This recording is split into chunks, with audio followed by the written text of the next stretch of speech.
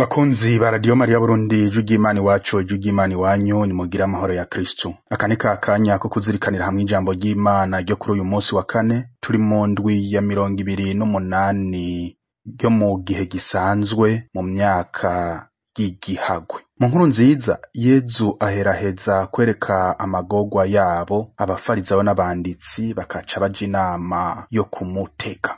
Ngaho twakuye ibisomwa vyeranda vy'uno musi. Igisomwa ca mbere cavuye mw'ikete umutima Paulo yandikiye abanyaroma kigabane ca 3 umurongo wa 21 gushika kwa 29, izaburi n'ijana 29. Nayo inkuru nziza ni yashikirijwe na Luka kigabane ca 11 kuva ku murongo wa 47 gushika kwa 54. Dutega amatwi umukama Imana atuyagire ijambo ryiwe. Ivyo dusoma mw'ibaruwa umutumwa Paulo yandikiye abaromani. Nshuti zanje, ubu noneho ingingo y'Imana yibonekeje, yemejwe n'ibwirizwa n'abahanuzi.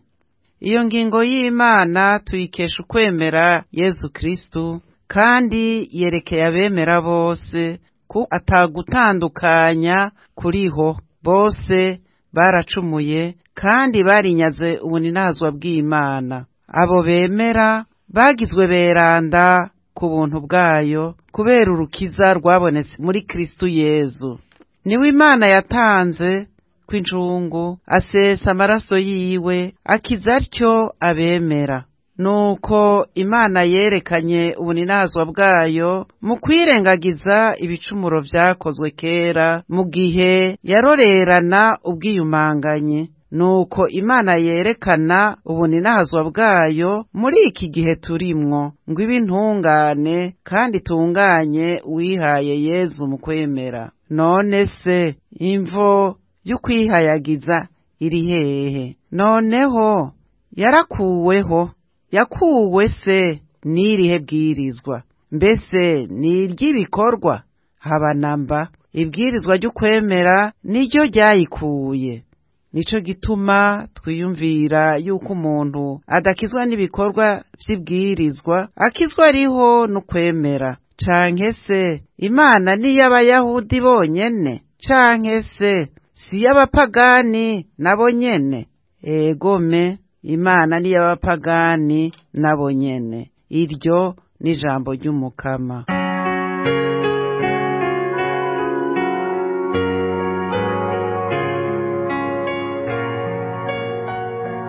Urukiza ruva ku mukama, benshi akaba ariho bakirira rwose. Urukiza ruva ku mukama, benshi akaba ariho bakirira rwose. Ndagutakambiye mukama, ndi mu nyenga. Mukama, ndagutabaza nunyumvire, untega amatwi, igisabisho canje kibashe kugushikira.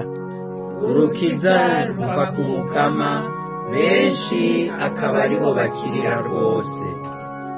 Mbega mukama, niwaraba akabi kacu ninda azorokoka. Ariko ikigongwe kiva iwawe, nico gituma bakubaha kandi bakwizera. Urukiza ruva ku mukama, benshi akaba ariho bakirira rwose. Umutima wanje uriteze umukama, ijambo ryiwe niryo nizeye. Umutima wanje uriteze umukama, ugasumbya abateramyi biteze umutwenzi. Urukiza ruva ku mukama, benshi akaba ariho bakirira rwose.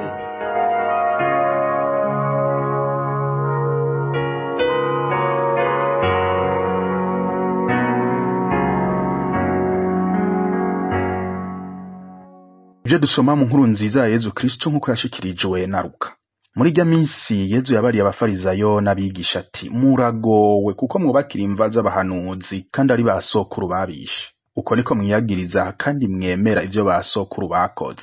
Barabishe namwe mukabubakira imva. Nico gituma Imana yavugishije ubwenge hamwe yavuga iti, nzobarwikira abahanuzi n'abatumwa, bamwe babica abandi babahame, kugira ngo urugwaruka ruze rubazwe amaraso y'abahanuzi bose yasheshwe kuva hisi itanguriye, kuva ku maraso ya Abeli gushika ku maraso ya Zakariya yiciwe hagati y'uruhimbi n'ingoro nyeranda. Ndabibabwiye urugwaruka ruzobibazwa. Muragowe mwabahinga b'amategeko mwe, kuko mwatwaye urufunguruzo rw'ubumenyi, ntimwinjiye ubwanyu, mubuza abari kwinjira. ngo basohoke, abanditsi n'abafarizayo baja mu vyo kumuhwamagiza no kumubazagiza muri vyinshi, baramugerageza barondera ico kumva avuga ngo bamureke.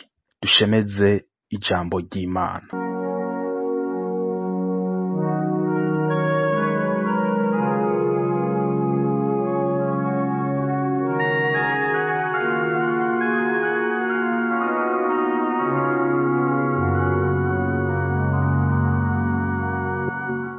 Bavukanye muryango w'Imana, dukomeza kuzirikana ingene Yezu yakariye aba bafarizayo n'abanditsi.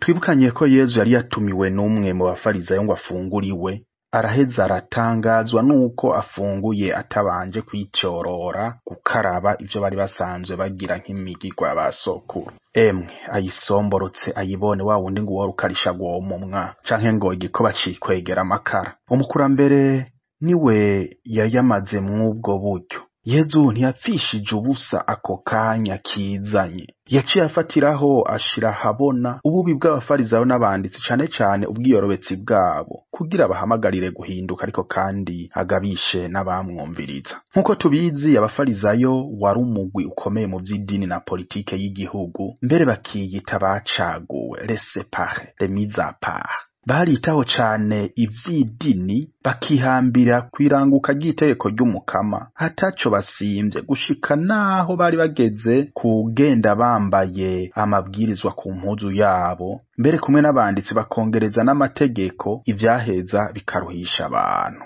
Ariko uyo mugwi w'abafarizayo wateye usubira inyuma nk'ibirenge, bagera aho biyerekana uko batari, umutima wabo urakongatara. Vyabashikanye ku kugwanya Yezu mu vyo yigisha, bibananira kumwakira, bakamubonamwo mukeba uwuje kubakura amata mu kanwa. Niho twumvise Yezu rero ariko adoma urutoke ku bwiyorobetsi bw'abaranga, akabakarira akoresheje imvugo igoye kandi igumye, nk'uko tumaze imisi tuvyumva. Yezu abereka ko isezerano ry'Imana atari umugabane w'abafarizayo gusa n'abanditsi, ku buryo boca biha gukumira abandi. Erega abavukanye Imana ntigira nkunzi.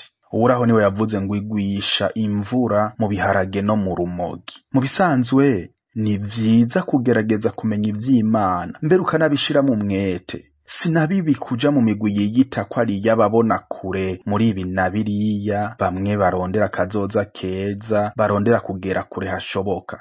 Ariko ni vyiza ko umuntu uko atera aja imbere niko yotegerejwe kurangwa n'ukwicisha bugufi bisumbirije. Iyo atameze magabo, harahasanga ubwishime bwamushikanye kukonona n'ivyo yari yibaza ngo ashaka gukiza, maze wa mwishimiro w'igikere ukakibuza kumera umurizo.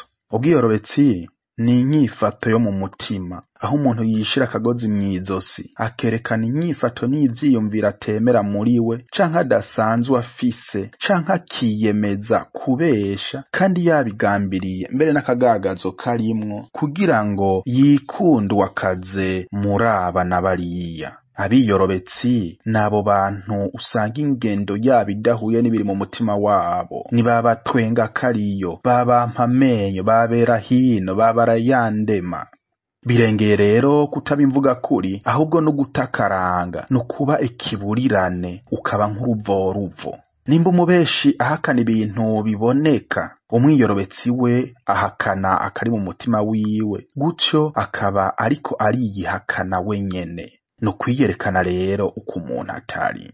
Ubwiyorobetsi buratirimutsa abatari bake, kuko buza buhotora kandi bugahohotera ukuri, bukonona isi ya none, ariko kandi bugakomeretsa rwa rukundo rubwirizwa kuranga abana b'Imana. Ubwiyorobetsi bwonona ubuzima bwa muntu n'ikibano, guca imibano yacu ikarangwa no gukebana, umwe wese akabaho mu kunyegeza icari, akama ari mu ntambara mu mutima wiwe hagati y'ukuri n'ikinyoma. Abandi nabo bageze bakavuga bati umuntu aguhisha kwa kwanka nawe ukamuhisha kubizi. Bavukanyi, kenshi biratworohera cane kuvuga abandi, nanone akarimi kavuga inagore karagororoka, kandi ye agahwa kari ku wundi karahandurika. ariko ntimenya niyo ntinegura, kuko twihutira kuvuga abandi, guca imanza, kwereka abandi amakosa yabo n'ibindi, ariko iyo hageze ko biduhindukirira tukabura iyo tunyikira, ubusi ubundi buroroha n'ukuri. Turagowe, abantu benshi bibereyeho mu bwiyorobetsi, ugasanga umusore abwira abakobwa barenga umwe kumwe wese ari we abonamwo umugore w'ubuzima bwiwe, ugasanga umukobwa akundana n'abahungu muyoro kandi bose akababwira za joteme. Haraba bana ariko batanywana no mu mazi, umutima bawuhaye abandi. Uwo mwakutsanya umukenke ugasanga ari we ariko arakugura. Uwo mwasangiye ibanga ugasanga ni we asigaye akwandagaza akarikwiza ibisaka, akagukwiza agahinga kandi yahora yigira pfamfe. N'ubwiyorobetsi kandi buriko butuma abantu birirwa barahana ibitaribwa, rimwe na rimwe ugasanga ubihawe n'uwo wari wibaza ngo murya kamwe. Ubwiyorobetsi busigaye bwacitse uburyo bwiza bwo kwiyeza, kunyegeza ukuri ku kintu kugira ngo ntihagire ukomeretsa, ukavomera zose ngo ntihagire n'umwe utakaza. Ubwo n'uburyarya, kwereka umwe n'uwundi kuri ntore, umwana mwiza ariko uri imfyisi yambaye uruhu rw'intama. Mu gukoresha rero imvugo iremereye nk'uku, Yezu ashaka kutwereka intambamyi zo kuba mu migwi yiyita ko ari y'abarenza abandi. Aha tuhatahure neza, umukama ntatubuza kuja mu migwi irondera gushika kure heza, haba namba. Burya habi wohatabwa ntiwohita. Kuko mu kubakira imva z'abahanuzi base bishe, aba bafarizayo berekana ko ataho bahuriye n'amashano ya base babo, ariko ivyo bakora bigasumvya ububi ubwo bwicanyi. Ni kangahe bavukanyi tuvuga ntidushitse, kangahe twiyerekana uko tutari, abatwemerera ibitagenda ariko mu ngiro tugasanga barahajwe ishinga no kwiteza imbere gusa banganiki. Ni kangahe twayiyembeje ko mu byo dushinzwe mu bisabisho n'ibindi, ntabo twabujije gutera imbere muri iki canke kiriya kugira ngo bazogume arabakene kandi twari kubafasha gutera imbere. Muze dusaba umukama ngo aduhe umutima wicisha bugufi, tumenye ko mu gucumura twinyaga urukundo rw'Imana, maze tuvavanwe n'igicumuro nk'uko Pawulo mweranda yabitwibukije, ukuri